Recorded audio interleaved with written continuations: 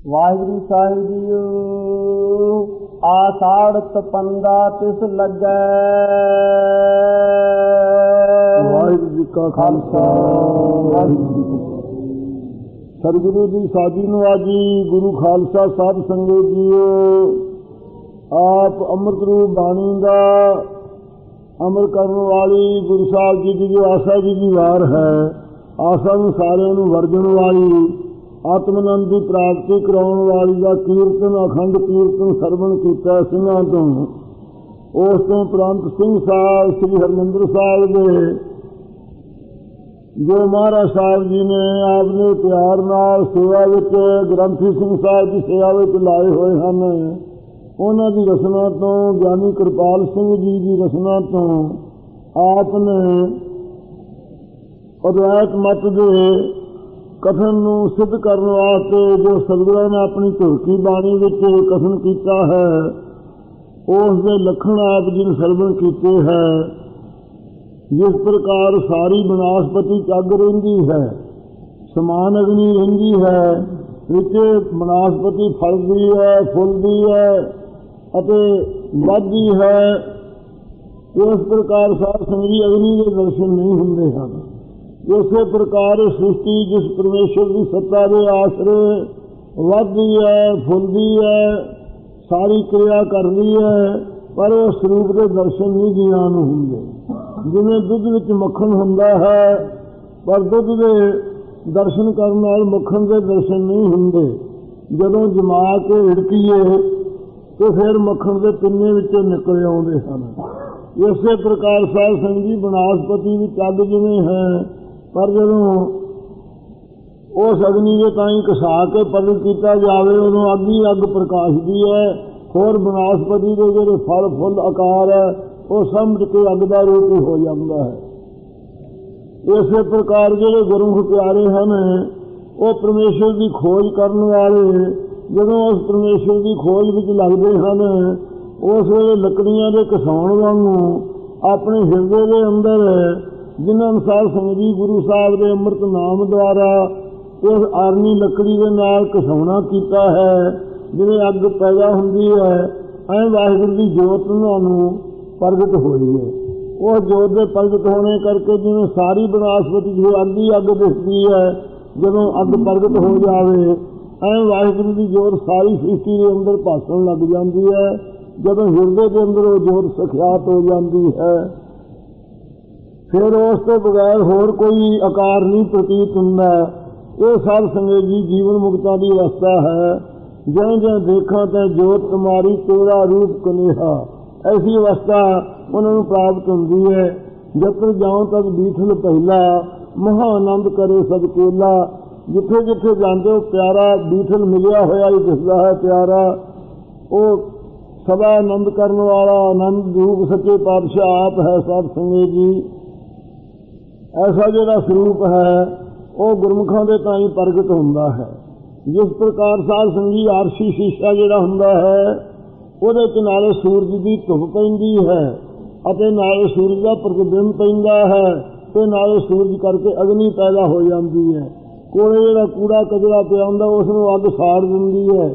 ਇਸੇ ਪ੍ਰਕਾਰ ਸਾਧ ਸੰਗਤ ਜੀ ਜਿੰਨੀ ਤਾਮਸੀ ਸ੍ਰਿਸ਼ਟੀ ਹੈ, ਰਚਨਾ ਜੜ ਹੈ, ਇਹ 'ਚ ਹੈਤਾ ਰੂਪ ਹੋ ਕੇ ਜਿਵੇਂ ਸੂਰਜ ਦੀ ਧੁੱਪ ਪੈਂਦੀ ਹੈ, ਇਵੇਂ ਸਤ ਰੂਪ ਹੋ ਕੇ ਬਿਰਛ ਹੈ, ਬੂਟੇ ਹੈ, ਦੇਹ ਹੈ, ਇੰਦਰੇ ਹੈ, ਪ੍ਰਾਣ ਹੈ, ਇਹ ਚੀਜ਼ਾਂ ਦੀ ਹੈਤਾ ਕਰਕੇ ਪ੍ਰਤੀਤੀ ਹੋ ਰਹੀ ਹੈ।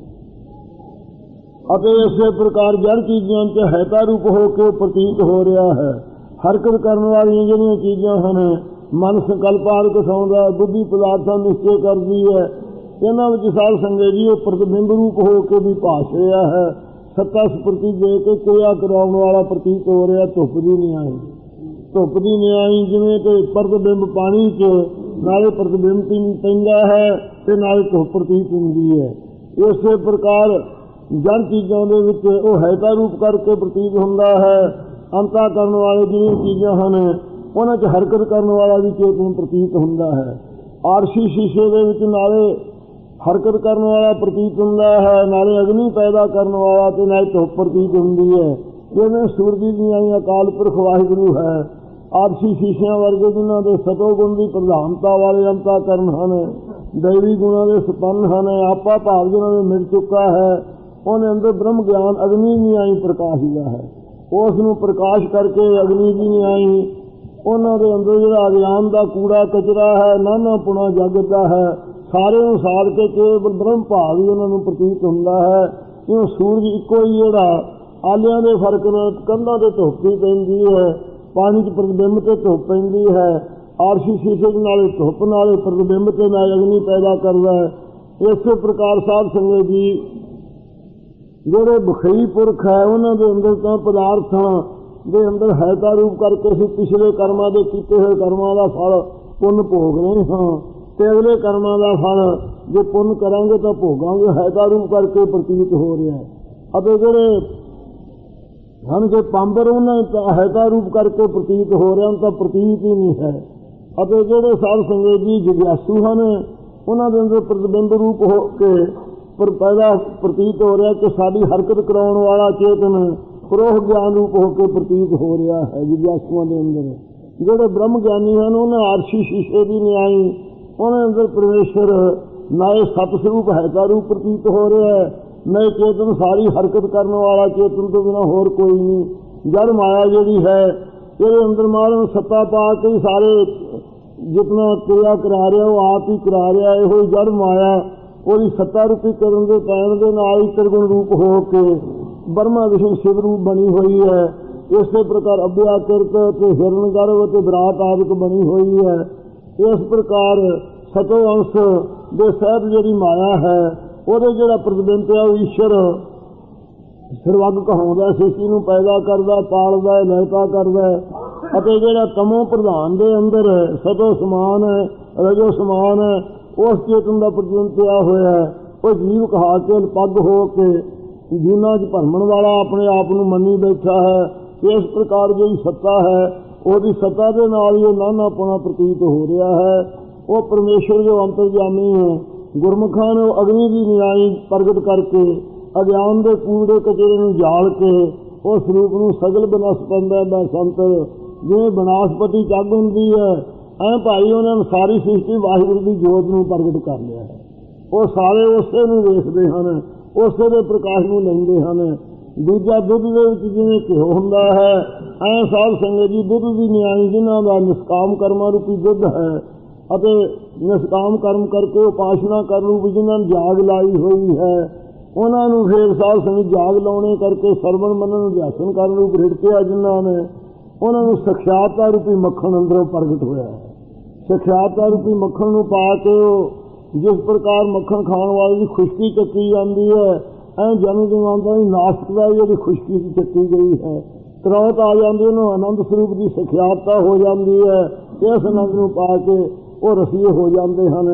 ਇਸ ਪ੍ਰਕਾਰ ਸਾਧ ਸੰਗਤ ਜੀ ਦ੍ਰਿਸ਼ਟਾਂਤ ਦੇ ਕੇ ਆਪ ਜੀ ਨੇ ਹੋਰ ਵੀ ਕੋਹ ਮੱਧ ਜਿਉਂ ਵਾਸ ਦਾ ਮੁਕਰਮਾ ਹੈ ਜੈਸੇ ਛਾਈ, ਜਿਸ ਪ੍ਰਕਾਰ ਫੁੱਲ ਦੇ ਵਿੱਚ ਵਾਸ਼ਨਾ ਰਹਿੰਦੀ ਹੈ, ਗੁਣਗੁਣੇ ਨਹੀਂ ਜਾਣ ਸਕਦੇ।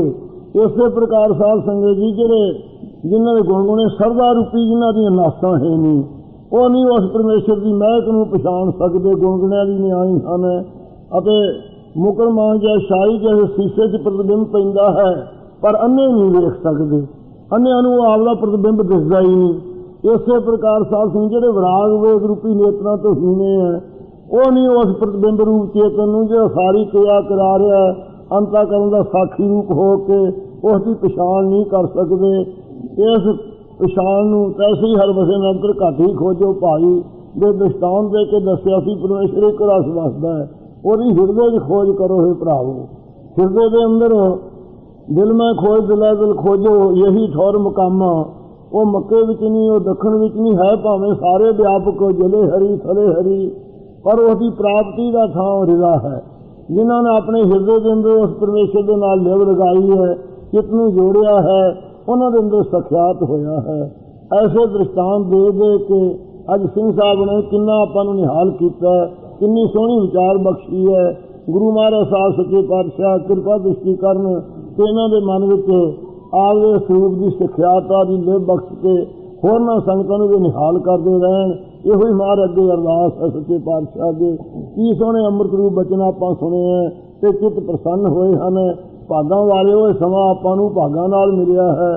ਸਤਿਗੁਰੂ ਮਹਾਰਾਜ ਸਾਹਿਬ ਦੀ ਹਜ਼ੂਰੀ ਨਿਰਤ ਵਰਤੀ, ਗਰੀਬ ਨਵਾਜ ਹਰਿਮੰਦਰ ਸਾਹਿਬ ਦੇ ਗ੍ਰੰਥੀ ਤੇ ਉਹਨਾਂ ਦਾ ਇੱਥੇ ਆਉਣਾ ਮਾਲਪੁਰ ਦੇ ਵਿੱਚ ਦਰਸ਼ਨ ਦੇਣੇ, ਇਹ ਆਪਣੇ ਉੱਤਮ ਕਰਮਾਂ ਦਾ ਫਲ ਹੈ। ਜਿੰਨਾ ਵੀ ਇਹਨਾਂ ਦੇ ਮੁਖਾਰਬਿੰਦ ਤੋਂ ਬਚਨ ਸੁਣੋਗੇ ਆਪਾਂ ਨਿਹਾਲ ਹੋਵਾਂਗੇ। ਸੋ ਹੁਣ ਗੁਰੂ ਮਹਾਰਾਜ ਸਾਹਿਬ ਦੇ ਪਵਿੱਤਰ ਬਚਨਾਂ ਦੀ ਵਿਚਾਰ ਸੰਗਤਾਂ ਮਹੀਨਿਆਂ ਦੀ ਸੁਣੋ। ਕੱਲ ਸੰਗਤਾਂ ਨੇ ਜੇਠ ਤੇ ਵਿਸਾਖ ਦੇ ਮਹੀਨੇ ਦੀ ਵਿਚਾਰ ਸੁਣੀ ਹੈ। ਅੱਗੇ ਗੁਰੂ ਮਹਾਰਾਜ ਸਾਹਿਬ ਫਰਮਾਉਂਦੇ ਹਨ, ਆਸਾੜ ਤਪੰਦਾ ਤਿਸ ਲੱਗੈ। ਹਜ਼ੂਰ ਫਰਮਾਉਂਦੇ ਨੇ ਆਸਾੜ ਤਪੰਦਾ ਤਿਸ ਲੱਗਾ। ਹੈ ਭਾਈ ਆਸਾੜ ਨਾਮ ਹੜ੍ਹ ਦੇ ਮਹੀਨੇ ਦਾ ਨਾਮ ਹੈ। ਆਵੇ ਜਿਸ ਤੇ ਸਾੜ ਚਾਰ ਸਵੇਰਿਓਂ ਸਾੜ ਹੀ ਸਾੜ ਚੜਿਆ ਰਹੇ, ਉਹ ਤਪਦਾ ਹੋਇਆ ਹੜ੍ਹ ਦਾ ਮਹੀਨਾ ਉਹਨਾਂ ਨੂੰ ਲੱਗਦਾ ਹੈ। ਹਰ ਨਾਹੋ ਨਾ ਜਿੰਨਾ ਪਾਸ। ਜਿਨ੍ਹਾਂ ਇਸਤਰੀਆਂ ਦੇ ਪਾਸ ਆਪਣਾ ਪਤੀ ਨਹੀਂ ਹੈ ਉਹ ਤਪਦੀਆਂ ਰਹਿੰਦੀਆਂ ਹਨ ਵਿਛੋੜੇ ਕਰਕੇ। ਇੱਕ ਤਾਂ ਰੁੱਤ ਦਾ ਦੁੱਖ ਹੈ ਬੜਾ ਭਾਰੀ ਗਰਮੀ ਦਾ, ਦੂਸਰਾ ਪਤੀ ਦੇ ਵਿਯੋਗ ਦਾ ਦੁੱਖ ਹੈ, ਇਹ ਉਹ ਤਪਦੀਆਂ ਰਹਿੰਦੀਆਂ ਹਨ। ਇਸੇ ਪ੍ਰਕਾਰ ਸਾਧ ਸੰਗਤ ਜੀ ਆਸਾੜ ਆਸਾ ਰੂਪੀ ਜਿਸ ਵਿੱਚ ਹੜ੍ਹ ਭੱਖ ਲਾਉਂਦੇ ਹਨ, ਐਸਾ ਜਿਸ ਦੇ ਆਸਾ ਰੂਪੀ ਭੱਖ ਲਾਉਂਦੇ ਹਨ। ਆਇਆ ਹੋਇਆ ਅੰਤःਕਰਨ ਦੇ ਅੰਦਰ ਤ੍ਰਿਸ਼ਨਾ ਦਾ ਸਾੜ ਜਿਸ ਕਰਕੇ, ਅਤੇ ਕਲਯੁਗ ਜਿਹੜਾ ਹੈ ਹੜ੍ਹ ਦੇ ਮਹੀਨੇ ਦੀ ਨਿਆਈ ਹੈ ਤਪਾਉਂਦਾ, ਜਿਸ ਵਿੱਚ ਕਲਕਾਤੀ ਰਾਜੇ ਕਾ ਸਾਈ ਧਰਮ ਪੰਕਰ ਉਦਰਿਆ, ਕੂੜਾ ਮਾਵ ਸਚ ਚੰਦਰਮਾ ਦੀਸੇ ਨਾਹੀ ਕਹਿ ਚੜਿਆ। ਹੁਣ ਭਾਲ ਬੁਕਨੀ ਹੋਈ ਅੰਧੇਰੇ ਰਾਹ ਨ ਕੋਈ, ਵਿੱਚ ਹੋਮੈ ਕਰਦ ਖਰੋਈ, ਕਹ ਨਾਨਕ ਕਿੰਦਿਤ ਗਤ ਹੋਈ ਵਾਲੀ ਹਾਲਤ ਹੋ ਰਹੀ ਹੈ। ਇਸ ਸਮੇਂ ਨੂੰ ਨਿਹਾਲ ਕਰਨ ਵਾਸਤੇ ਮਹਾਰਾਜ ਸਾਹਿਬ ਗੁਰੂ ਸਾਹਿਬ ਜੀ ਪ੍ਰਗਟ ਹੋਏ। ਬੱਦਲ ਦੀ ਨਿਆਈ ਮਿਹਰ ਕੀਤੀ ਹੈ, ਬਖਸ਼ਿਸ਼ ਕੀਤੀ ਹੈ। ਸੋ ਸਾਧ ਸੰਗਤ ਜੀ ਜਿੱਥੇ ਆਸਾ ਦੇ ਹੜ੍ਹ ਭੱਖ ਲਾਉਂਦੇ ਹਨ, ਬੜੇ ਭਾਰੀ ਦੁਨੀਆ ਦੇ ਅੰਦਰ ਸਾੜ ਪੈਦਾ ਹੋਇਆ ਹੈ। ਜਿਸ ਆਸਾ ਕਰਕੇ ਸਾਧ ਸੰਗਤ ਜੀ ਸਦਾ ਜੀਵ ਆਉਂਦਾ ਜਾਂਦਾ ਰਹਿੰਦਾ ਹੈ, ਜੰਮਦਾ ਮਰਦਾ ਰਹਿੰਦਾ ਹੈ। ਜਿਸ ਆਸਾ ਦੀ ਬਾਤ ਆਪ ਨੇ ਕਿਹਾ ਹੈ ਕਿ ਇਹ ਜਿਹੜੀ ਆਸਾ ਹੈ ਇਹ ਦੁਨੀਆ ਦੇ ਅੰਦਰ ਆਸ ਬਣੀ ਰਹਿੰਦੀ ਹੈ। ਆਸਾ ਦਾ ਵਧਾ ਹੋਇਆ ਜੀਵ ਆਉਂਦਾ ਜਾਂਦਾ ਰਹਿੰਦਾ ਹੈ, ਜੂਨਾਂ 'ਚ ਭਟਕਦਾ ਰਹਿੰਦਾ ਹੈ। ਸੋ ਇਹ ਜਿਹੜੀ ਆਸਾ ਹੈ ਇਹਦੇ ਕਰਕੇ ਹੀ ਜੀਵ ਦਾ ਆਵਾਗਮਨ ਬਣਿਆ ਰਹਿੰਦਾ ਹੈ। ਸੋ ਇਹ ਆਸਾ ਰੂਪੀ ਭੱਖ ਲਾਉਂਦੇ ਹਨ, ਜਿਸ ਵਿੱਚ ਐਸਾ ਇਹ ਕਲਯੁਗ ਦਾ ਜ਼ਮਾਨਾ, ਕਲਪਨਾ ਦੇ ਸਹਿਤ ਜਿਹੜਾ ਯੁੱਗ ਰਿਹਾ ਹੈ ਇਹ ਜੁੜਿਆ ਹੋਇਆ। ਇਹ ਕਲਯੁਗ ਦਾ ਜ਼ਮਾਨਾ ਇੱਕ ਹਾੜ ਦਾ ਮਹੀਨਾ ਹੈ। ਇਹ ਮਹਾਰਾਜ ਫਰਮਾਉਂਦੇ ਹਨ, ਆਸਾੜ ਤਪੰਦਾ ਤਿਸ ਲੱਗੈ। ਇਹ ਹਾੜ ਦਾ ਮਹੀਨਾ ਤਪੰਦਾ ਤਪਦਾ ਤਿਸ ਪੁਰਖ ਦੇ ਤਾਂ ਹੀ ਲੱਗਦਾ ਹੈ। ਹਰ ਨਾਹੋ ਨਾ ਜਿੰਨਾ ਪਾਸ। ਜਿਵੇਂ ਹਾੜ ਦੇ ਮਹੀਨੇ ਵਰਖਾ ਨਾ ਹੋਣ ਤੋਂ ਪਹਿਲਾਂ ਸਾਧ ਸੰਗਤ ਜੀ ਤਲਾਵਾਂ ਦੇ ਪਾਣੀ ਸੁੱਕ ਜਾਂਦੇ ਹਨ। ਇਸੇ ਪ੍ਰਕਾਰ ਸਾਧ ਸੰਗਤ ਜਪੀ ਤਪੀ ਜਿਹੜੇ ਲੋਕ ਹੈ ਉਹਨਾਂ ਨੂੰ ਤਲਾਵਾਂ ਦੀ ਨਿਆਈ ਜਿਹੜੇ ਜੀਵਨ ਹੈ ਉਹਨਾਂ 'ਚ ਜਿਹੜਾ ਆਨੰਦ ਰੂਪੀ ਪਾਣੀ ਉਹ ਸੁੱਕ ਜਾਂਦਾ ਹੈ। ਇਸ ਪ੍ਰਕਾਰ ਦੀ ਹਾਲਤ ਹੋ ਜਾਂਦੀ ਹੈ। ਅਤੇ ਜਿਸ ਪ੍ਰਕਾਰ ਮੱਛੀਆਂ ਥੋੜੇ ਪਾਣੀ ਤੜਫਣ ਲੱਗ ਜਾਂਦੀਆਂ, ਇੰਝ ਜਿਗਿਆਸੂ ਜਿਹੜੇ ਹਨ ਮਹਾਰਾਜ ਦੇ ਵਿਯੋਗ ਕਰਕੇ ਪ੍ਰੇਮ ਰੂਪੀ ਜਲ ਜਦੋਂ ਮੁੱਕਦਾ ਜਾਂਦਾ ਹੈ ਉਹ ਤੜਫਣ ਲੱਗ ਜਾਂਦੇ ਹਨ। ਇਸੇ ਪ੍ਰਕਾਰ ਸਾਧ ਸੰਗਤ ਜੀ ਹਾੜ ਦੇ ਮਹੀਨੇ ਜਿਹੜੇ ਹੈ ਕਿਉਂ ਤਪਦਾ ਹੈ, ਭੱਖ ਲਾਉਂਦੇ ਹੈ। ਇਸ ਪ੍ਰਕਾਰ ਸਾਧ ਸੰਗਤ ਜੀ ਉਹਨਾਂ ਦੇ ਅੰਦਰ ਕ੍ਰਿਸ਼ਨਾ ਦੇ ਭੱਖ ਲਾਉਣ ਲੱਗ ਜਾਂਦੇ ਹਨ। ਜਿਵੇਂ ਬਾਬ ਰੋਲੇ ਫਿਰਦੇ ਮਨ ਭਰਦੇ ਫਿਰਦੇ ਰਹਿੰਦੇ ਆ ਉਹਨਾਂ ਦੇ ਸੰਸਾਰ ਦੇ ਚੱਕਰ ਲਾਉਂਦੇ ਹੋਏ। ਇਸ ਪ੍ਰਕਾਰ ਹਾੜ ਦਾ ਮਹੀਨਾ ਹਜ਼ੂਰ ਕਹਿੰਦੇ ਹਨ ਆਸਾੜ ਤਪੰਦਾ। ਆਸਾੜ ਤਪੰਦਾ ਤਿਸ ਲੱਗੈ। ਇਹ ਤਪਾਉਣ ਵਾਲਾ ਜਿਹੜਾ ਜਿਸ ਵਿੱਚ ਆਸਾ ਦੇ ਭੱਖ ਲਾਉਂਦੇ ਹਨ, ਐਸਾ ਹਾੜ ਦਾ ਮਹੀਨਾ ਤਪੰਦਾ ਤਪਦਾ ਉਹਨਾਂ ਦੇ ਤਾਂ ਹੀ ਲੱਗਦਾ ਹੈ। ਹਰ ਨਾਹੋ ਨਾ ਜਿੰਨਾ ਪਾਸ। ਜਿਨ੍ਹਾਂ ਦੇ ਪਾਸ ਹਰੀ ਜੋ ਹੈ, ਹਰੀ ਹਰਤੀ ਪਾਪਾਂ ਨੂੰ ਚਿਤਰਤੀ ਸਮਰਤਾ, ਜਿਹੜਾ ਹਰੀ ਪਾਪਾਂ ਨੂੰ ਹਰਨ ਵਾਲਾ, ਜੇ ਦੁਸ਼ਟ ਚਿੱਤ ਨਾਲ ਵੀ ਸਿਮਰੇ ਉਹਦੇ ਵੀ ਪਾਪ ਮੇੜ ਦਿੰਦਾ ਹੈ। ਜਿਹੜਾ ਸੁਧ ਚਿੱਤ ਨਾਲ ਸਿਮਰੇ ਉਹਦੀਆਂ ਕੁਲਾਂ ਦਾ ਆਧਾਰ ਕਰ ਦਿੰਦਾ ਹੈ। ਐਸਾ ਜਿਹੜਾ ਪਰਮੇਸ਼ਰ ਦਾ ਨਾਮ ਹੈ ਉਹ ਜਿਨ੍ਹਾਂ ਦੇ ਪਾਸ ਉਹ ਨੌ ਪਤੀ ਹੈ, ਸਾਰਿਆਂ ਦਾ ਉਹ ਸਵਾਮੀ ਹੈ। ਜਿਨ੍ਹਾਂ ਦੇ ਪਾਸ ਅੰਤःਕਰਨ ਸਖਿਆਤ ਨਹੀਂ ਹੋਇਆ, ਗੁਪਤ ਹੋ ਰਿਹਾ ਜਿਨ੍ਹਾਂ ਦੇ, ਉਹਨਾਂ ਨੂੰ ਇਹ ਤਪਦਾ ਆਸਾ ਦੇ ਹੜ ਜਿਸ ਦੀ ਭੱਖ ਲਾਉਂਦੇ ਹਨ। ਐਸਾ ਇਹ ਜ਼ਮਾਨਾ ਪ੍ਰਤੀਤ ਹੁੰਦਾ ਹੈ। ਤਪਦੇ ਰਹਿੰਦੇ ਹਨ ਚਿੱਤ।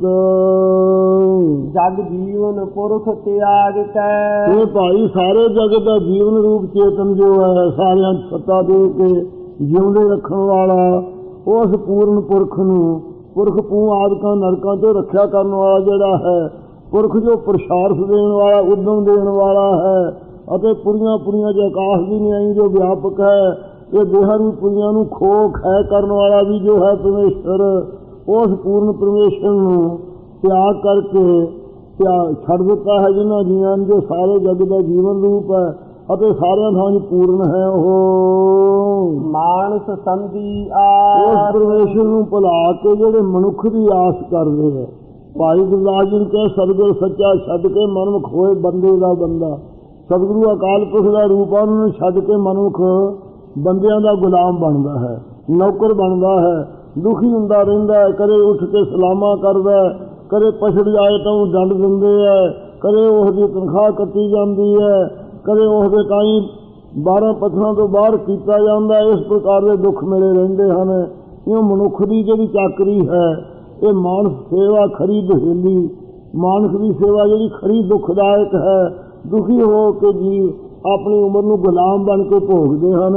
ਇਸ ਪ੍ਰਕਾਰ ਮਨੁੱਖਾਂ ਦੀ ਜਿਹੜੀ ਆਸ ਹੈ, ਇਵੇਂ ਸਤਿਗੁਰੂ ਸੱਚੇ ਪਾਤਸ਼ਾਹ ਨੂੰ ਛੱਡ ਕੇ ਜਿਹੜੇ ਬੰਦਿਆਂ ਦੀ ਮਾਨਵ ਕੀ ਤੇਗ ਬਿਰਸੀ ਸਭ ਜਾਨ, ਦੇਵਨ ਕੋ ਏਕ ਹੈ ਭਗਵਾਨ। ਮਨੁੱਖ ਦੀ ਜਿਹੜੀ ਓਟ ਹੈ ਸਾਰੀ ਵਿਅਰਥ ਹੈ। ਜਿਹੜੇ ਮਨੁੱਖ ਲੋਕ ਮਨੁੱਖਾਂ ਦੀ ਆਸ ਕਰਦੇ ਨੇ, ਦੇਖੋ ਪਸ਼ੂ ਤੋਂ ਪਸ਼ੂ ਨਹੀਂ ਮੰਗਦਾ, ਪੰਛੀ ਤੋਂ ਪੰਛੀ ਨਹੀਂ ਮੰਗਦਾ, ਇਹ ਮਨੁੱਖ ਬਣ ਕੇ ਇਹ ਫਿਰ ਬੰਦਿਆਂ ਦਾ ਗੁਲਾਮ ਬਣਿਆ ਫਿਰਦਾ ਹੈ। ਉਸ ਵਾਹਿਗੁਰੂ ਦਾ ਚੇਲਾ ਨਹੀਂ ਬਣਦਾ ਜੋ ਸਰਬ ਕਲਾ ਸਮਰੱਥ ਹੈ, ਉਸ ਨੂੰ ਆਪਣਾ ਸਵਾਮੀ ਨਹੀਂ ਬਣਾਉਂਦਾ। ਇਹ ਮਨੁੱਖਾਂ ਦੀ ਜੋ ਮਾਣ ਦੇ ਸਹਿਜ ਜੀਵ ਹਨ। ਕਲਮੈ ਪ੍ਰੇਮ ਜਿਨੀ ਰਾਮ ਨਾ ਪਛਾਤਾ, ਸਤਿਯੁਗ ਪਰਮਹੰਸ ਦੀ ਚਾਰੀ, ਦੁਆਪਰ ਤੇ ਮਾਨਸ ਵਰਤੇ ਬਿਰਲੇ ਹਉਮੈ ਮਾਰੀ। ਮਾਣ ਦੇ ਸਹਿਜ ਦੁਆਪਰ ਤੇ ਹੀ ਵਰਤੇ ਸੀ, ਕਿਸੇ ਕਿਸੇ ਬਿਰਲੇ ਨੇ ਹਉਮੈ ਮਾਰੀ ਸੀ। ਸੋ ਇਸ ਪ੍ਰਕਾਰ ਦੇ ਜਿਹੜੇ ਹੰਗਤਾ ਦੇ ਸਹਿਜ ਮਨੁੱਖ ਹੈ, ਉਹਨਾਂ ਦੀ ਆਸ ਕਰਦਾ ਹੈ। ਉਹ ਕਦੇ ਕਹਿੰਦੇ ਤੈਨੂੰ ਪ੍ਰਲੋਕ 'ਚ ਅਸੀਂ ਸਹਾਇਤਾ ਨਹੀਂ ਕਰਨੀ, ਤੇਰੇ ਅਸੀਂ ਸਹਾਇਕ ਨਹੀਂ ਬਣਨਾ, ਤੈਨੂੰ ਛਡਾਉਣਾ ਨਹੀਂ ਧਰਮ ਰਾਹ ਤੋਂ। ਐਡੇ ਜ਼ਿੰਮੇਵਾਰ ਬਣ ਕੇ ਉਹ ਹੰਕਾਰ ਕਰਦੇ ਹੈ। ਫਿਰ ਉਹਨਾਂ ਦੀ ਆਸ ਰੱਖਦਾ। ਸੱਚੇ ਪਾਤਸ਼ਾਹ ਦੀ ਛੱਡ ਕੇ ਆਸ ਇਹੋ ਜਿਹਾ ਢਿੱਲਾ ਹੈ, ਇੰਨੀ ਆਪਣੇ ਜੀਵਨ ਨੂੰ ਗਿਰਾਵਟ ਅੰਦਰ ਕਰ ਲਿਆ ਹੈ। ਉਹ ਸੱਚੇ ਅਕਾਲ ਪੁਰਖ ਜਿਹੜਾ ਸਾਰੇ ਜਗ ਦਾ ਜੀਵਨ ਰੂਪ ਚੇਤਨ ਹੈ, ਜੋ ਪੂਰਨ ਹੈ, ਉਹਨੂੰ ਛੱਡ ਕੇ ਮਨੁੱਖ ਦੀ ਆਸ ਕਰਦਾ ਕਿ ਮਨੁੱਖ ਮੈਨੂੰ ਦੇਵੇਗਾ। ਉਸ ਵਾਹਿਗੁਰੂ ਦੀ ਟੇਕ ਨਹੀਂ ਰੱਖਦਾ ਜਿਸ ਵਾਹਿਗੁਰੂ ਨੂੰ ਸੈਲ ਪੱਥਰ ਵਿੱਚ ਜੰਤ ਪਾਏ, ਤਾਂ ਘਾਰੀ ਕਾਦੇ ਕਰ ਧਰਿਆ।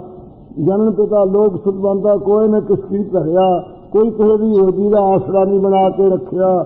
ਇਹ ਬੰਦਾ ਐਸਾ ਹੈ, ਫਿਰ ਵੀ ਅਜੇ ਮਨੁੱਖ ਦੀ ਆਸ ਰੱਖਦਾ, ਉਸ ਵਾਹਿਗੁਰੂ ਨੂੰ ਵਿਸਾਰ ਬੈਠਾ ਹੈ।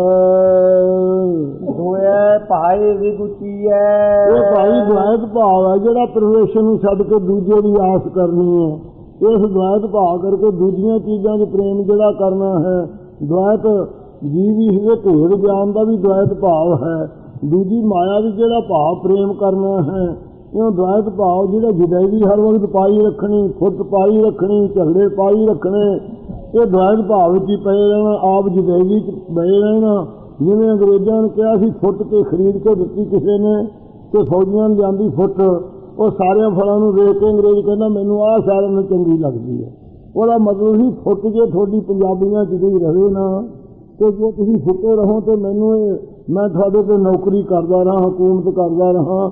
ਇਸ ਪ੍ਰਕਾਰ ਦੁਆਇਤ ਭਾਵ ਕਰਕੇ ਉਹ ਵੀ 100 ਸਾਲ ਰਾਜ ਕਰਕੇ ਕੂਚ ਕਰ ਗਏ। ਅਤੇ ਇਸੇ ਪ੍ਰਕਾਰ 11 ਸਦੀਆਂ ਮੁਗਲ ਰਾਜ ਕਰੇ ਕਈ ਫੁੱਟ ਪਾ ਕੇ ਮੁਲਕ ਦੇ ਅੰਦਰ ਦੁਨੀਆ ਤੋਂ ਕੂਚ ਕਰ ਗਏ।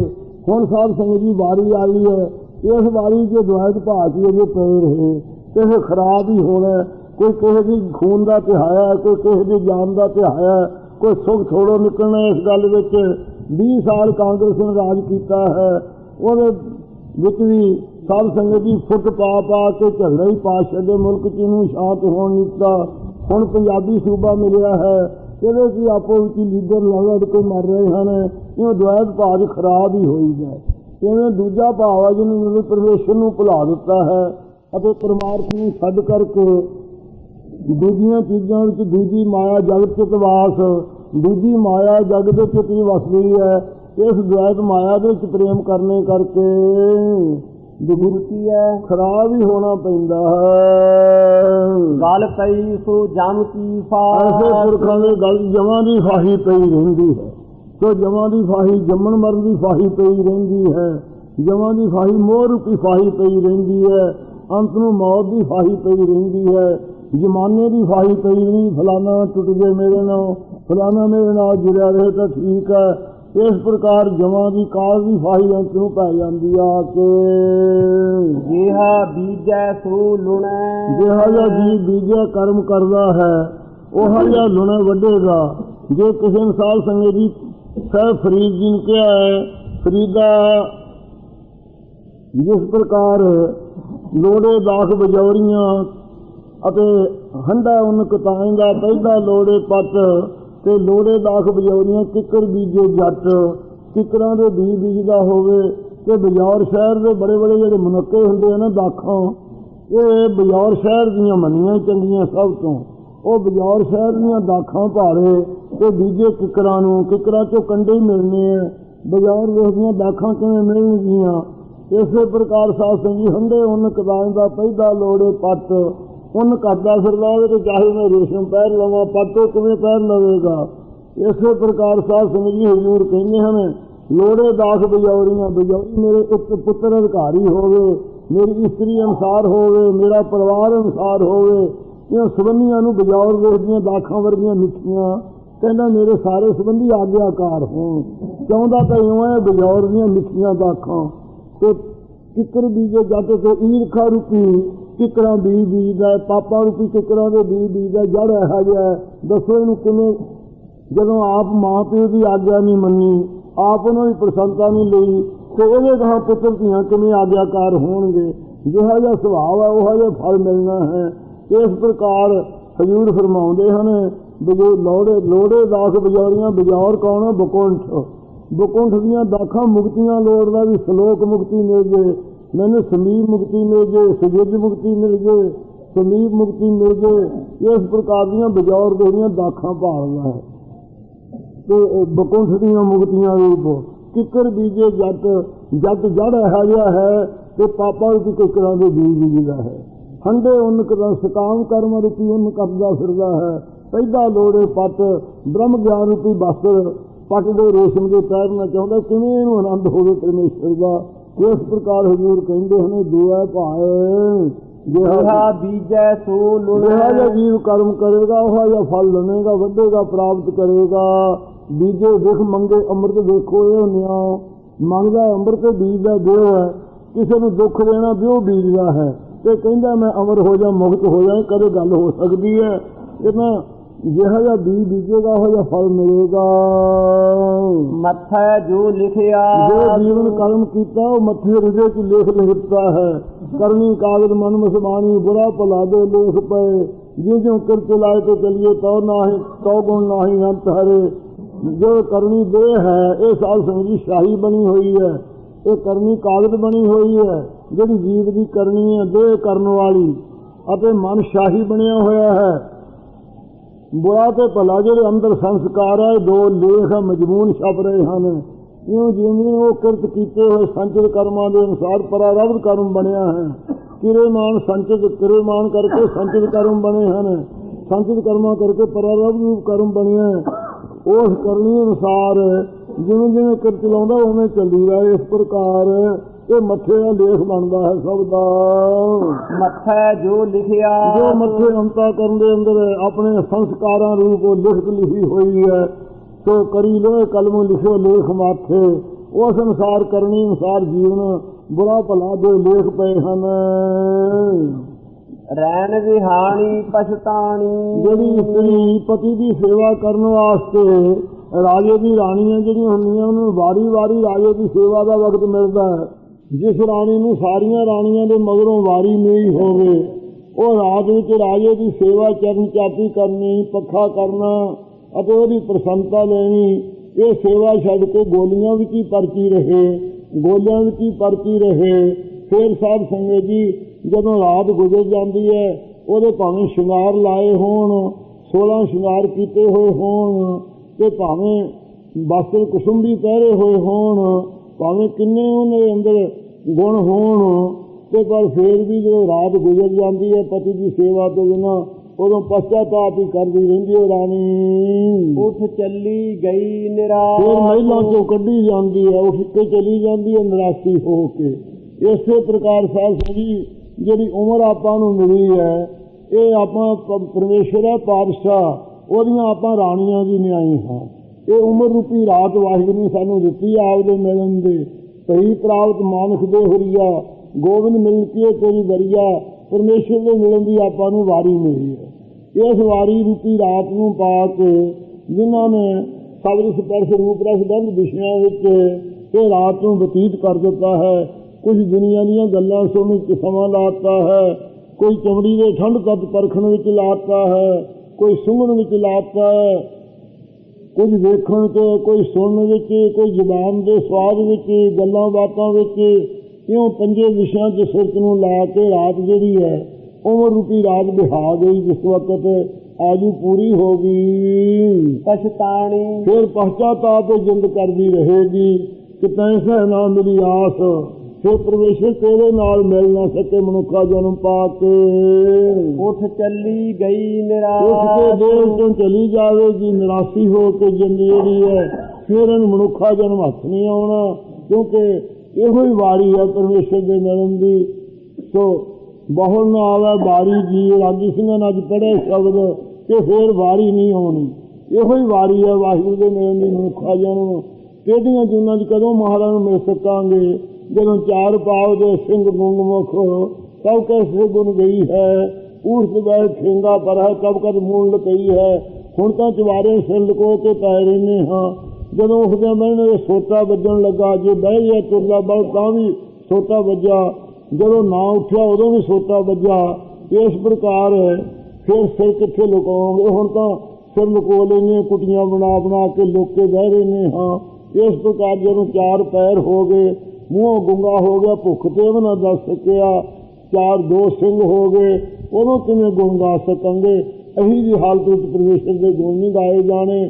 ਜਦੋਂ ਮਨੁੱਖਾ ਜਨ ਰੂਪੀ ਰਾਤ ਬਿਹਾ ਗਈ ਉਦੋਂ ਪਛਤਾਤਾਪ ਹੀ ਪੱਲੇ ਰਹਿ ਜਾਏਗਾ। ਉੱਠ ਚੱਲੀ ਗਈ ਨਿਰਾਸ਼, ਨਿਰਾਸ਼ੀ ਹੋ ਕੇ ਪਰਮੇਸ਼ਰ ਦੀ ਪ੍ਰਾਪਤੀ ਤੋਂ ਇਹ ਜਿੰਦ ਉੱਠ ਕੇ ਕਿਹੜੀਆਂ ਜੂਨਾਂ 84 ਲੱਖ ਜੂਨ ਰੂਪੀ ਕੈਦ ਵਿੱਚ ਜਾਂ ਪਰਲੋਕ ਨੂੰ ਆਪਣੇ ਕਰਮਾਂ ਦਾ ਫਲ ਭੋਗਣ ਵਾਸਤੇ ਨਿਰਾਸ਼ੀ ਹੋ ਕੇ ਉੱਠ ਕੇ ਚਲੀ ਗਈ। ਜਿਨ ਕਉ ਸਾਧੂ ਭੇਟੀ ਛੁਟਕਾਰਾ ਵੀ ਕਿਸੇ ਦਾ ਹੋ ਸਕਦਾ ਹੈ ਕਿ ਨਹੀਂ? ਹਜ਼ੂਰ ਫਰਮਾਉਂਦੇ ਨੇ, ਹੇ ਪਿਆਰੇ ਚੇਤੇ ਕਰੋ ਜਿਨ੍ਹਾਂ ਤਾਈਂ ਸਾਧੂ, ਸਾਧੂ ਕੌਣ ਹੈ? ਸ੍ਰੇਸ਼ਟ ਪੁਰਖ, ਜਿਨ੍ਹਾਂ ਨੇ ਆਪਣੇ ਮਨ ਨੂੰ ਸਾਧਿਆ ਹੈ, ਜਿਨ੍ਹਾਂ ਨੇ ਆਪਣੇ ਮਨ ਨੂੰ ਜਿੱਤ ਲਿਆ ਹੈ। ਮਨ ਜੀਤੇ ਜਗ ਜੀਤ, ਮਨ ਨੂੰ ਜਿੱਤਣੇ ਕਰਕੇ ਜਗ ਦੀ ਜਿੱਤ ਹੈ। ਜਿਨ੍ਹਾਂ ਨੇ ਮਹਾਰਾਜ ਕਲਗੀਧਰ ਨੂੰ ਫਰਮਾਇਆ ਹੈ, ਹਾਥ ਹਲਾਏ ਸੁਰਗ न ਜਾਹੂ, ਜੋ ਮਨ ਜੀਤ ਸਕਾ ਨਹੀਂ ਕਹੂੰ। ਹੱਥ ਹਲਾਈ ਜਾਵੇ ਕੁਛ ਨਹੀਂ, ਸਭ ਮਿੱਥਿਆਈ ਹੈ। ਇਉਂ ਹਿਲਾਉਣ ਨਾਲ ਸਵਰਗ ਦੀ ਪ੍ਰਾਪਤੀ ਤਾਂ ਨਹੀਂ ਹੋ ਸਕਦੀ, ਜਿਹੜਾ ਕਿਸੇ ਵੇਲੇ ਵੀ ਆਪਦੇ ਮਨ ਤੇ ਫਤਿਹ ਨਹੀਂ ਪਾ ਸਕਿਆ, ਮਨ ਦੇ ਸੰਕਲਪਾਂ ਨੂੰ ਜਿੱਤ ਨਹੀਂ ਸਕਿਆ। ਇਸ ਕਰਕੇ ਸਾਧ ਸੰਗਤ ਜੀ ਹਜ਼ੂਰ ਨੇ ਕਿਹਾ ਹੈ, ਆਂਖ ਮੀਚ ਕਰ। ਇਸ ਪ੍ਰਕਾਰ ਸਾਧ ਸੰਗਤ ਜੀ ਪਖੰਡ ਜਨਾਵੇ ਜਿਹੜਾ, ਇਸ ਪ੍ਰਕਾਰ ਆਂਖ ਮੀਚ ਮਗ ਸੂਝ ਨਾ ਜਾਈ, ਤਾਂ ਅਨੰਤ ਮਿਲੇ ਕਦ ਭਾਈ। ਅੱਖਾਂ ਮੀਚ ਕੇ ਬੈਠਾ ਰਹਿੰਦਾ, ਰਾਹ ਹੀ ਨਹੀਂ ਦਿੰਦਾ ਅੱਖਾਂ ਮੀਚਣ ਵਾਲੇ ਨੂੰ, ਉਹਨੂੰ ਪਰਮੇਸ਼ਰ ਦੀ ਪ੍ਰਾਪਤੀ ਕਿਵੇਂ ਹੋਵੇਗੀ? ਆਂਖ ਮੂੰਦ ਕਰ ਡਿੰਬ ਵਿਖਾਵੈ, ਅੰਦਰ ਕੀ ਪਦਵੀ ਕਹਿ ਪਾਵੈ। ਅੱਖਾਂ ਮੀਚ ਕੇ ਪਖੰਡ ਕਰਕੇ ਲੋਕਾਂ ਨੂੰ ਵਿਖਾਵੇ, ਉਹਨੇ ਦੀ ਪਦਵੀ ਮਿਲ ਜੂ, ਸੂਰਮਾ ਦੂਏ ਜਨਮ ਚ ਮਹਾਰਾ ਬਣਾ ਦੇਣਗੇ। ਫਿਰ ਉਹ ਕੀ ਕਰ ਲੂਗਾ? ਜੋਰ ਦਾ ਕੀ ਚੱਲੇਗਾ? ਇਸ ਕਰਕੇ ਸਾਧ ਸੰਗਤ ਅੰਨਿਆਂ ਦੀ ਪਦਵੀ ਸਮਝ ਲਓ, ਹੋਵੇ ਨੇਤਰਾਂ ਤੋਂ ਹੀਣੇ ਆਦਮੀਆਂ ਵਰਗਾ ਸਮਝ ਲਓ, ਜਿਹੜਾ ਅੱਖਾਂ ਹੀ ਮੀਚ ਰਹੇ। ਬਾਕੀ ਜਿਵੇਂ ਲੋਕਾਂ ਨੇ ਇੱਕ ਪ੍ਰਪੰਚ ਦਿਖਾਇਓ, ਨਿਆਦ ਫਿਰੋ ਸਿਰ ਬੱਧ ਕਰਿਓ।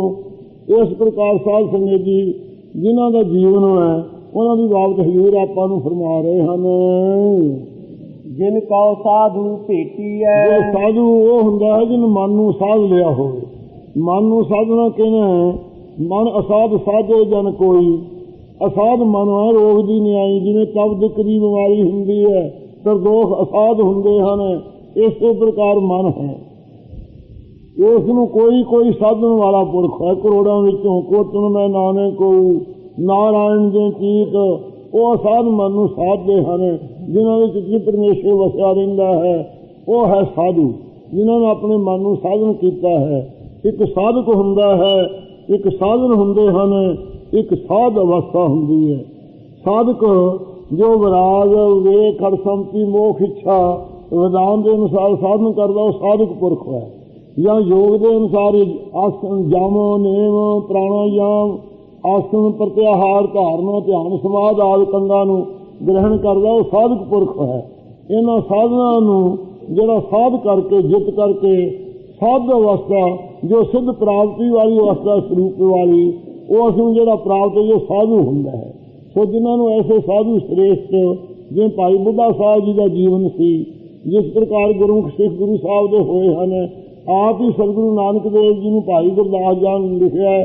ਭਾਵੇਂ ਉਸ ਵੇਲੇ ਸੰਨਿਆਸੀ ਵੀ ਸਾਧੂ ਸਨ, ਵਿਰਾਗੀ ਵੀ ਸਾਧੂ ਸਨ, ਹੋਰ ਵੀ ਭੇਖਾਂ ਦੇ ਸਾਧੂ ਸਨ, ਪਰ ਭਾਈ ਸਾਹਿਬ ਨੂੰ ਲਿਖਿਆ ਹੈ ਥੰਮੇ ਕੋਏ ਨੇ ਸਾਧ ਬਿਨੋ ਸਾਧ ਨੂੰ ਦੱਸੇ ਜਗ ਵਿੱਚ ਕੋਆ।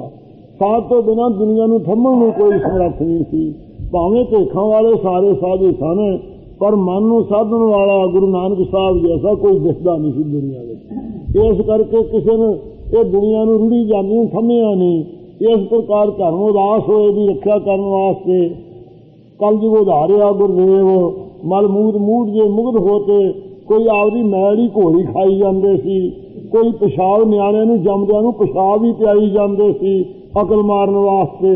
ਤੇ ਮੂਡ ਜਿਹੜੇ ਪੁਰਖ ਸਨ, ਬਖਈ ਪੁਰਖ ਸਨ, ਮੁਗਧ ਜਿਹੜੇ ਪਾਂਬਰ ਸਨ, ਸਭ ਲਗੇ ਤੇਰੀ ਸੇਵ। ਉਹਨਾਂ ਨੇ ਵੀ ਕਹਿਣ ਚ ਲਾਤਾ ਤਾਂ ਨਿਹਾਲ ਕਰਤਾ ਸੱਚੇ ਪਾਤਸ਼ਾਹ। ਐਡੇ ਉਪਕਾਰੀ ਆਪ ਸਤਿਗੁਰੂ ਜੰਮੇ ਪ੍ਰਗਟ ਹੋਏ ਸੰਸਾਰ ਦੇ ਅੰਦਰ, ਜਿਉਂ ਸਾਧੂ ਸਤਿਗੁਰੂ ਜੀ ਜਿਨ੍ਹਾਂ ਦੇ ਤਾਈਂ ਭੇਟੀਆਂ ਮਿਲ ਜਾਂਦੇ ਹਨ। ਸੋ ਦਰਗਹ ਹੋਏ ਖਲਾਸ। ਸਾਧ ਸੰਗਤ ਜੀ ਸਾਧੂਆਂ ਦਾ ਸੁਭਾਅ ਹੁੰਦਾ ਹੈ ਜਿਹੜੇ ਲੱਖਣ ਕੀਤੇ ਹੈ ਇਸ ਪ੍ਰਕਾਰ ਕਹਿੰਦੇ ਬੁਰੇ ਨਾਲ ਬੁਰਿਆਈ ਕਰਦੇ ਮਾਫ ਕਰਨ ਕਈ ਸਿਆਣੇ। ਕਈ ਬੁਰਿਆਂ ਨਾਲ ਬੁਰਿਆਈ ਕਰਦੇ ਹੈ ਤੇ ਕਈ ਸਿਆਣੇ ਐਸੇ ਚੱਲ ਵੀ ਉਹਦੀ ਬੁਰਿਆਈ ਮਾਫ ਕਰ ਦਿੰਦੇ ਆ। ਪਰ ਬੁਰੇ ਨਾਲ ਫਿਰ ਨੇਕੀ ਕਰਨੀ ਇਹ ਗੁਰੂ ਨਾਨਕ ਜਾਣੇ। ਬੁਰਿਆਂ ਦੇ ਨਾਲ ਫਿਰ ਭਲਾਈ ਕਰਨੀ, ਉਹਨਾਂ ਨੂੰ ਬਖਸ਼ ਕੇ ਨਿਹਾਲ ਕਰ ਦੇਣਾ, ਇਹ ਗੁਰੂ ਨਾਨਕ ਦੀ ਵਡਿਆਈ ਹੈ। ਨਿੰਦਕ ਦੁਸ਼ਟ ਕੋਈ ਸਤਿਗੁਰ ਕੀ ਸ਼ਰਨ ਫਿਰ ਆਵੇ, ਪਿਛਲੇ ਔਗਣ ਬਖਸ਼ ਲੈ ਸਤਸੰਗਤ ਨਾਲ ਰਲਾਵੇ। ਸੰਗਤ ਨਾਲ ਮੇਲ ਕਰਕੇ ਜਿਉਂ ਮੀਂਹ ਬੁੱਠਿਆ ਗਲੀਆਂ ਨਾਲਿਆਂ ਟੋਭਿਆਂ ਕਾ ਜਲ ਚਾਏ ਬੋਝ ਸੁਰਸਰੀ ਮਿਲਟ ਪਵਿੱਤਰ ਪਾਵਨ ਹੋਏ ਆਵੇ। ਇਹ ਵਡਿਆਈ ਸਤਿਗੁਰੂ ਨਿਰਵੈਰ ਵਿੱਚ ਜੋ ਸਤਿਗੁਰੂ ਨੂੰ ਮੰਨੇ ਸੋ ਸਭਨਾ ਭਾਵੈ। ਇਸ ਪ੍ਰਕਾਰ ਸਾਧ ਸੰਗਤ ਜੀ ਗੁਰੂ ਸਾਹਿਬ ਦੀ ਸ਼ਰਨ ਨਿੰਦਕ ਦੁਸ਼ਟ ਵੀ ਕੋਈ ਸੁਭਾਅ ਵਾਲਾ ਹੋਵੇ ਜਿਹੜਾ ਸ਼ਰਨ ਆ ਜੇ ਉਸ ਨੂੰ ਬਖਸ਼ ਲੈਂਦੇ ਹੈ। ਐਸੇ ਸ੍ਰੇਸ਼ਟ ਸਤਿਗੁਰੂ ਜੀ ਹਨ ਜਿਨ ਕੋ ਸਾਧੂ ਭੇਟੀ ਹੈ। ਜਿਨ੍ਹਾਂ ਨੂੰ ਐਸੇ ਸ੍ਰੇਸ਼ਟ ਸਤਿਗੁਰੂ ਜੀ ਭੇਟੀਆਂ ਮਿਲ ਜਾਂਦੇ ਪ੍ਰਾਪਤ ਹੋ ਜਾਂਦੇ ਹਨ। ਸੋ ਦਰਗਹ ਹੋਏ ਖਲਾਸ। ਉਹ ਸੰਸਾਰ ਦੀ ਦਰਗਾਹ ਵਿੱਚੋਂ ਵੀ ਖਲਾਸ ਮੁਕਤ ਹੋ ਜਾਂਦਾ ਹੈ ਅਤੇ ਦਰ ਜੋ ਪਰਮੇਸ਼ਰ ਦੀ ਦਰਗਾਹ ਹੈ ਉਸ ਵਿੱਚ ਵੀ ਇਹ ਛੁਟਕਾਰਾ ਪਾਉਂਦਾ ਹੈ। ਦਰ ਅੰਦਰ ਜਿਹੜੀ ਗਏ ਜਗ੍ਹਾ ਹੈ ਤੁਰਿਆ ਪਦ, ਉਹਦੇ 'ਚ ਜੋ ਰਾਜਸੀ ਤਾਮਸੀ ਸੁਭਾਅ ਕਸਾਏ ਦੋਸ਼ ਆਦਿਕ ਪਹੁੰਚੇ ਨਹੀਂ ਦਿੰਦੇ, ਉਹਨਾਂ ਤੋਂ ਵੀ ਛੁਟਕਾਰਾ ਪਾਉਂਦਾ ਹੈ। ਉਹ ਪਰਮੇਸ਼ਰ ਦੀ ਦਰਗਾਹ ਵਿੱਚ ਖਲਾਸ ਮੁਕਤ ਪੁਰਖ ਹੋ ਜਾਂਦਾ, ਆਪ ਮੁਕਤ ਹੋ ਜਾਂਦਾ। ਹੋਰਾਂ ਨੂੰ ਸੰਸਾਰ ਦੀ ਦਰਗਾਹ 'ਚੋਂ ਖਲਾਸੀ ਦੇਣ ਵਾਲਾ, ਛੁਟਕਾਰਾ ਦੇਣ ਵਾਲਾ ਆਪ ਮੁਕਤ ਕਰੇ ਸੰਸਾਰ। ਨਾਨਕ ਤੇ ਜਨ ਕੋ ਸਦਾ ਨਮਸਕਾਰ। ਕਰ ਕਿਰਪਾ ਪ੍ਰਭ ਆਪਣੀ। ਉਸ ਪਰਮੇਸ਼ਰ ਦੇ ਅੱਗੇ ਅਰਦਾਸ ਕਰੀਏ ਆਪਾਂ, ਹੇ ਮੇਰੇ ਪ੍ਰਭੂ ਅਕਾਲ ਪੁਰਖ ਆਪਣੀ ਕਿਰਪਾ ਦ੍ਰਿਸ਼ਟੀ ਤੁਸੀਂ ਕਰੋ ਬਖਸ਼ਿੰਦ ਦਾਤਾ ਜੀ। ਤੇਰੇ ਦਰਸ਼ਨ ਹੋਏ ਪਿਆਸ। ਤੇਰੇ ਸੰਤ ਭਾਗੇ ਤੇਰੇ ਦਰਸ਼ਨ ਦੇ ਪਿਆਸੇ ਹਨ।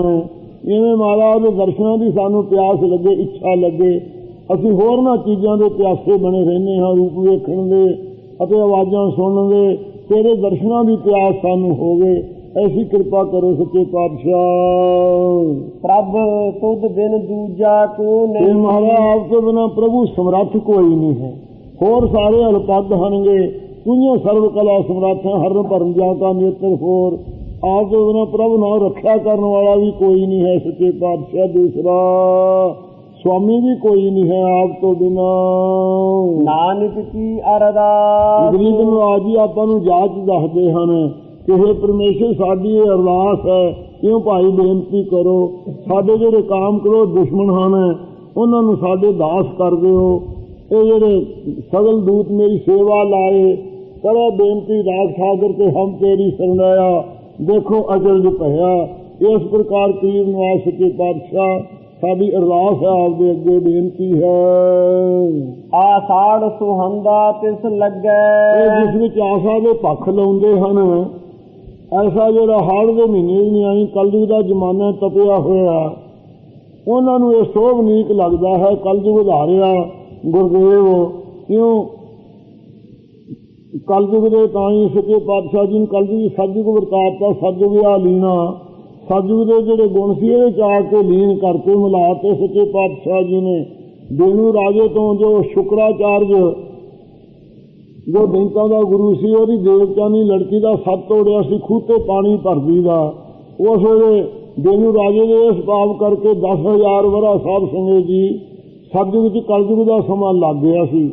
ਉਹ ਸਤਿਯੁਗ ਦਾ ਸਮਾਂ ਜਿਹੜਾ 10,000 ਵਰ੍ਹੇ ਦਾ ਪਿੱਛੇ ਪਿਆ ਸੀ, ਉਸ ਨੂੰ ਸਤਿਯੁਗ 'ਚ ਕਲਯੁਗ 'ਚ ਲਿਆ ਕੇ ਗੁਰੂ ਸਾਹਿਬ ਲੀਨ ਕੀਤਾ।